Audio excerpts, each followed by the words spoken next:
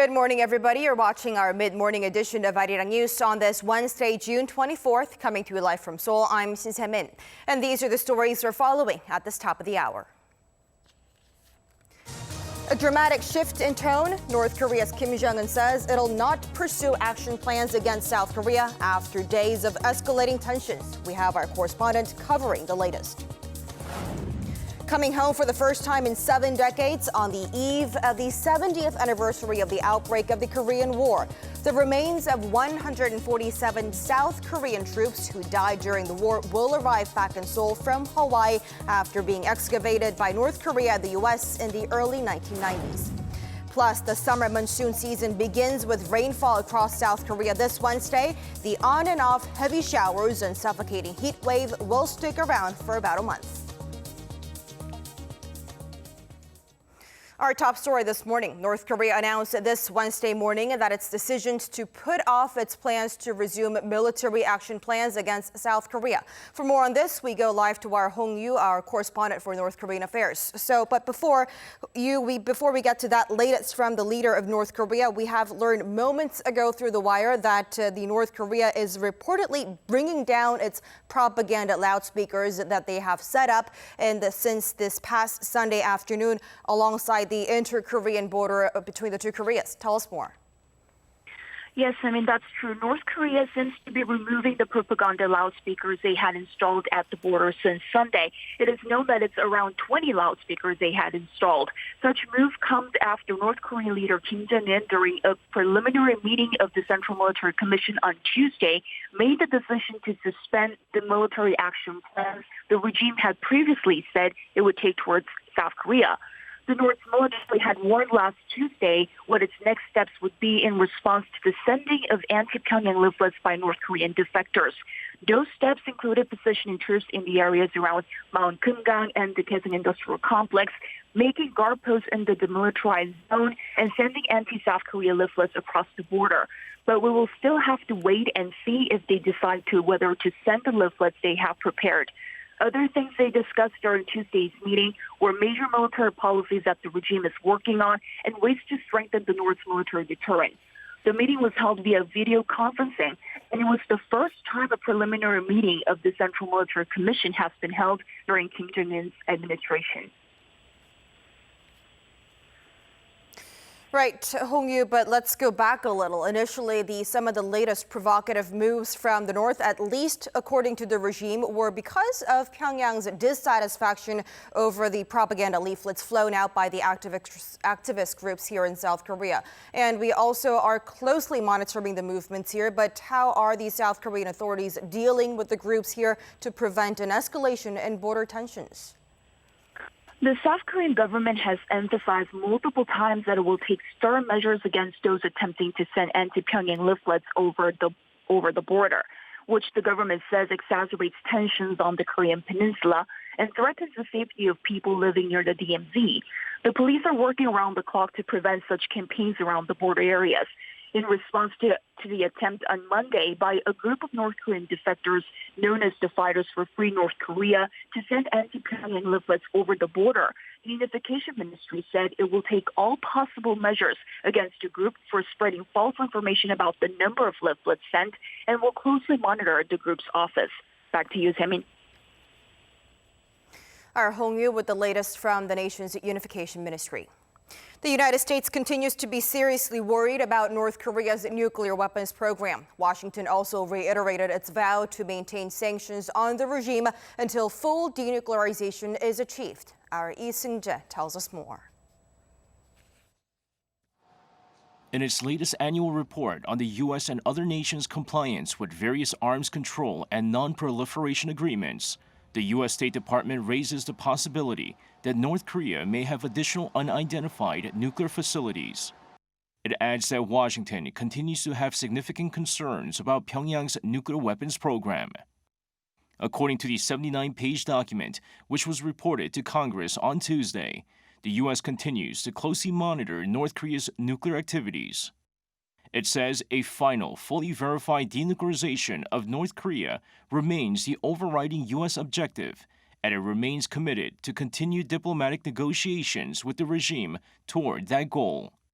The State Department also stated that North Korea did not adhere to its nuclear weapons obligations and commitments under its agreements with the International Atomic Energy Agency, the U.S. government, and other members of the six-party nuclear talks.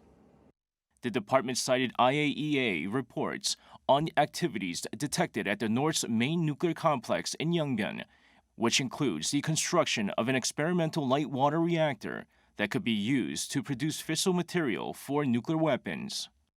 Despite the report, the State Department urged North Korea on Tuesday to return to engagement as the regime continues to threaten South Korea over anti-Pyongyang leaflet campaigns.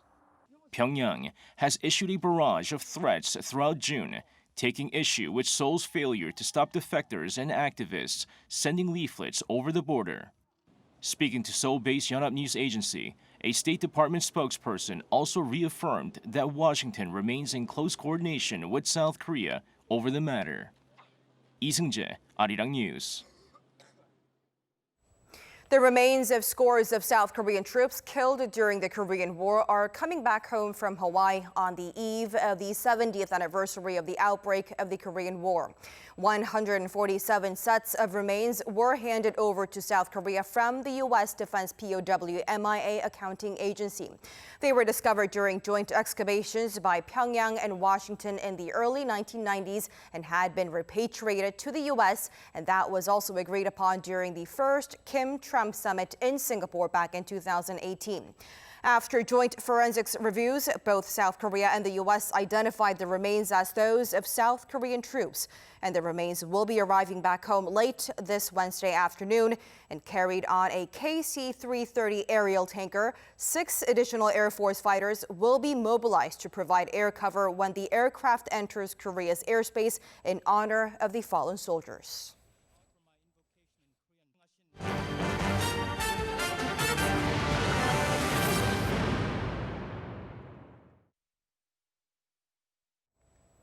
South Korea has confirmed a COVID-19 cluster infections on 2 Russian cargo ships docked in the southeastern city of Busan. A total of 17 Russian sailors have tested positive so far, and more than 170 people at the port came into contact with the sailors and are now being tested. Our Chang Tae-hyun tells us more. This new cluster has again put the South Korean health authorities on high alert and highlighted a glaring loophole in port quarantine. On the first ship in Busan, where the virus was found, 16 of its 21 crew tested positive on Tuesday and were sent to the Busan Medical Center. Later, 1 more sailor on a ship docked next to it tested positive as well. The first ship had arrived at Busan's Kamcheon port early Sunday from Vladivostok. Already 3 of the crew had high fevers. The authorities are now testing the people who came in contact with the crew, most of whom are port workers who'd been helping unload cargo and repairing the ship. Including 5 other sailors. We're testing 176 people who were in contact with the infected. These include 21 crew from a ship nearby and 63 other port employees who helped with unloading. The city government has quarantined these people and will be testing them. Also, South Korea will soon start testing ship crew members from Russia before they can disembark. Currently, when Russian sailors come into the country, they only have to submit a health questionnaire, which is how the crew with fevers managed to enter undetected. Chang Tae-hyun, Arirang News. Starting today, high-risk facilities such as nightclubs and singing rooms can use identification applications provided by mobile carriers to keep track of their visitors. According to the country's 3 major mobile carriers, SK Telecom, KT, and LG U+, QR access codes have been made available through Pass, a self-identification application starting this Wednesday. Until now, QR codes for entry logs has been provided through Naver's smartphone application. Kakao, the operator of the country's top mobile messenger KakaoTalk, said it will also begin providing the QR code service by the end of this month. The COVID-19 pandemic effect. The World Trade Organization says global trade is expected to decline by 18.5% on year in the second quarter this year. In a separate report, though, Moody's forecast that G20 economies will also contract by 4.6% this year. Our Kim Hyo-sun with more. The WTO expects global trade to drop by a whopping 18.5% in the second quarter compared to the same period last year. In a report released Tuesday, the global trade watchdog explained that the plunge is largely due to the COVID-19 pandemic and associated lockdown measures that have affected a large share of the global population. However, it also added the expected plunge was better than the agency's worst-case scenario, saying the global economy may have bottomed out in the second quarter. Amid the prolonged pandemic, Moody's Investor Service has trimmed its 2020 growth outlook for the world's major 20 economies. It forecasts G20 economies to contract by 4.6% this year, which is a decline of 0.6 percentage points from its earlier forecast in April. It has slashed the growth outlook for major European countries, which were hit the hardest by the pandemic. Moody's forecasts COVID-19 to hurt Britain's economy, slashing its forecast to minus 10.1% from its earlier forecast of minus 7%. It also cut its forecast for France to minus 10.1% from minus 6.3%. As for emerging countries, Moody's cut Brazil's forecast by 1%. It maintains South Korea's growth forecast at minus 0.5%, while it estimates China's economy to grow by 1%. In a bid to resolve the economic fallout of the pandemic, EU leaders are scheduled to hold an in-person summit on July 17th. The 27 national leaders are expected to discuss an $846 billion emergency fund suggested by its executive body. Kim Hyun-san, Arirang News. South Korea's trade minister will make it official in the next coming hour that she will run for the top job at the World Trade Organization.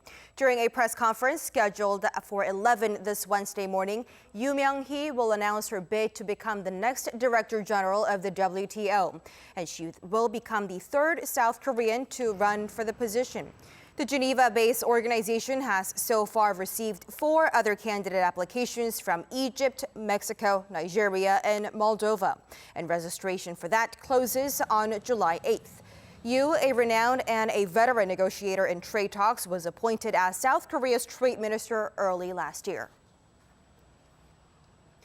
The Chinese government has vowed to take necessary steps to cool the escalated tensions between India and China following the latest flare-up at their disputed border. Now, this is according to China's foreign ministry on Tuesday after a weeks-long standoff sparked by a deadly exchange of gunfire between some 600 soldiers in the western Himalayas. It also said the two countries recently held high-level military talks, which the Chinese say shows Beijing's willingness to resolve the issue through dialogue. The ministry also denied reports saying at least 40 Chinese soldiers were killed in the clash. India has not revealed any details about the meeting, and the territorial dispute stems back to the 1962 Sino-Indian War, which remains unsolved to this day.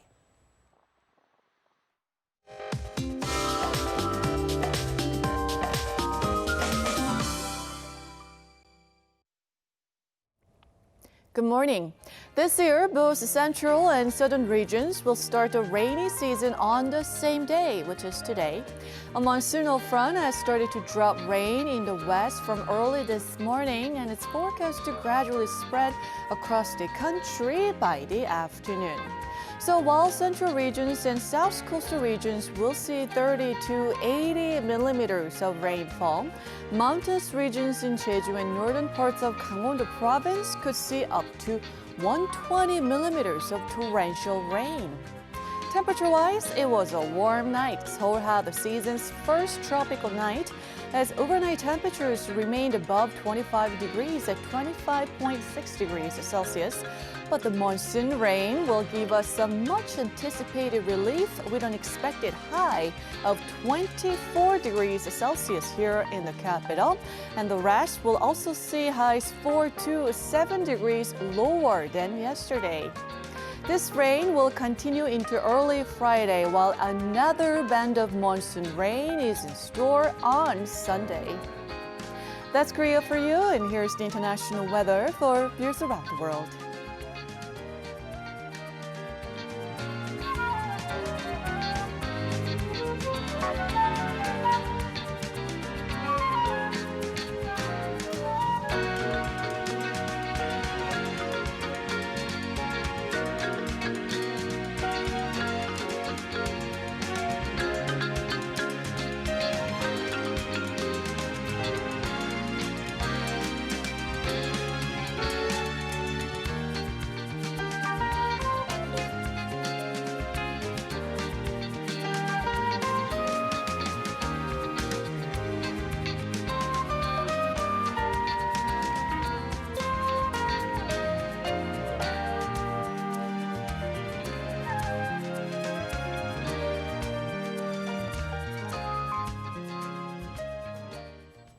And that does it for this edition of Arirang News, but we'll be back with more of the day's headlines, including the latest from North Korea and others coming up in our later newscasts at noon Korea time, so stay close.